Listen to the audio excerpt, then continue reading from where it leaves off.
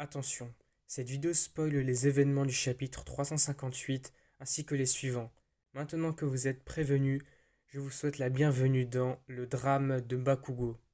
Commençons d'abord au chapitre 358, dans lequel Bakugo nous dévoile sa technique ultime face à Shigaraki, le Howitzer Impact Cluster. Cependant, il s'avère que Shigaraki ne ressent rien du tout et brise le bras droit de Bakugo comme si de rien n'était. Bakugo se retrouve blessé et sa technique ultime s'est faite anéantir. Mais malgré une défaite, il n'a pas dit son dernier mot. Avant de passer à la suite, je constate que vous êtes près de 80% à ne pas être abonné, alors si vous voulez me soutenir, je vous invite fortement à franchir le pas et à vous abonner. Continuons. Nous sommes le 4 août 2022 et les spoilers du chapitre 362 tombent enfin. Alors que Best Jeanist lui dit de ne pas y aller, Bakugo se relève, déterminé, face à Shigaraki et prononce ces mots. Il faut le gagner ce combat, pas vrai Izuku? À cet instant, Bakugo se propulse à une vitesse explosive. Il semble être capable de lire les mouvements de Shigaraki ainsi que de les esquiver. C'est ainsi que le narrateur intervient. Alter, explosion. Katsuki Bakugo sécrète par ses paumes une sueur semblable à de la nitroglycérine. Sa nouvelle attaque, le cluster, consiste à l'emmagasiner avant de la projeter sous forme de gouttes explosives. Cette technique qui met ses glandes sudoripares à rude épreuve a eu un effet dont le principal intéressé ne se doutait pas. En cherchant un moyen de gagner, il a continué à accumuler de la transpiration dans ses mains, et celle-ci, alors sous pression, a fini par s'échapper par tous ses pores. Les explosions alors provoquées sur tout le corps de Dynamite ont démultiplié sa vitesse. À son tour, Bakugo prononcera ces mots. J'ai mal partout. Se battre dans la douleur, déceler les détails importants. C'est par là que tu es passé, hein, Izuku? Dis, tu crois que je peux encore te rattraper? Sous la pression mise par Bakugo, Shigaraki s'énerve et s'apprête à lui asséner un coup. Mais Bakugo eut une vision d'All Might. Il lui exposera alors son seul regret le concernant. J'aurais voulu un autographe. Alors que personne ne semble en mesure de pouvoir l'arrêter, le coup de Shigaraki parvient à atteindre Bakugo en plein cœur. Celui-ci se retrouve alors au sol, la poitrine en sang, aux portes de la mort. Mais tout n'est pas perdu.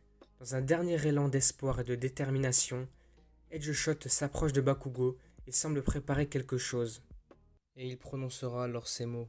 Je suis un ninja capable de s'infiltrer n'importe où.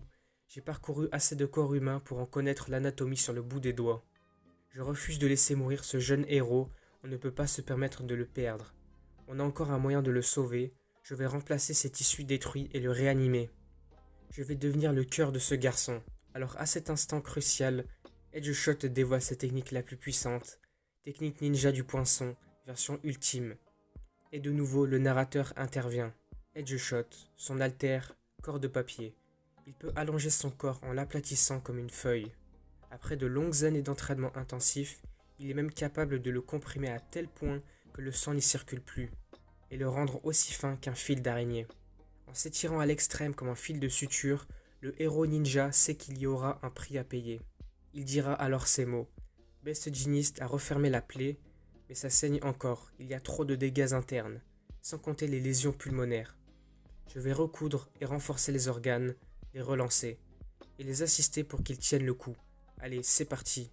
Allez Dynamite, réveille-toi, respire. Cependant, le prix à payer d'Edgeshot est le suivant.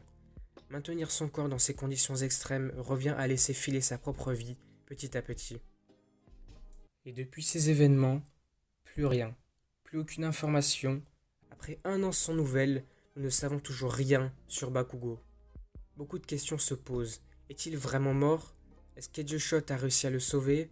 S'est-il sacrifié pour rien? Est-ce que Bakugo est vivant? Tant de questions qui restent encore aujourd'hui sans réponse.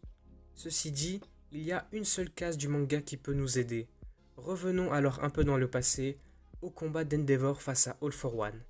En effet, avant d'utiliser une dernière attaque pour achever All for One, Endeavor pensa au futur, à la génération future.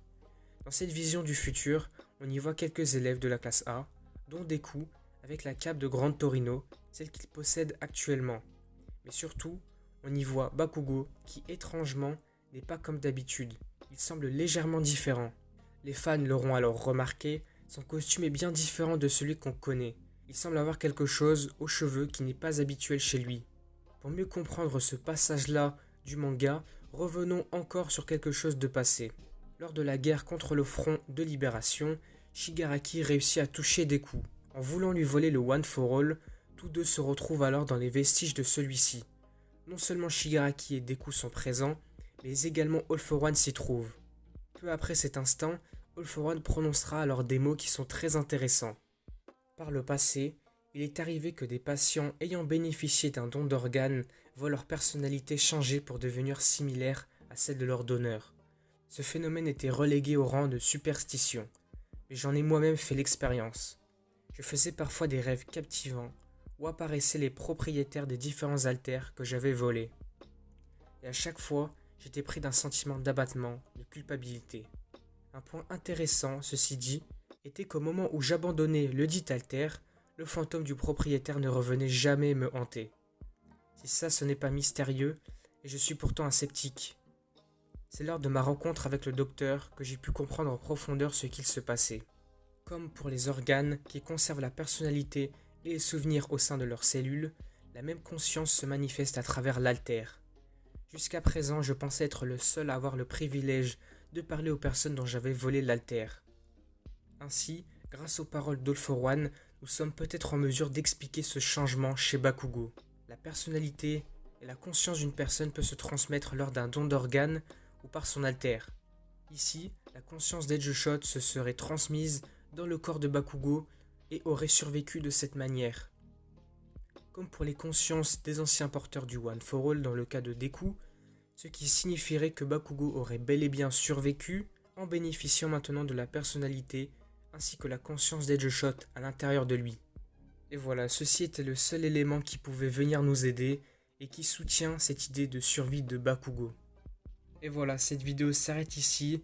J'espère qu'elle vous aura plu. Sincèrement, cette vidéo m'aura pris pas mal de temps et surtout elle m'aura fait très plaisir à tourner. J'ai vraiment beaucoup apprécié. Du coup, si cette vidéo vous a bel et bien plu, n'hésitez pas à me le faire savoir dans les commentaires. N'hésitez pas également à liker, à commenter, à partager. Et surtout, n'oubliez pas de vous abonner à la chaîne pour me soutenir, suivez les prochaines vidéos. Également pour me faire savoir si vous voulez d'autres vidéos de ce format, d'autres vidéos de ce type qui vous plairaient. Et avant de s'arrêter là, n'hésitez pas dans les commentaires à me faire part de votre ressenti, de ce que vous avez pensé de cette vidéo, est-ce qu'elle vous a plu? En tout cas, ça me ferait grandement plaisir. Et du coup, on s'arrête ici. Moi, je vous dis à la prochaine.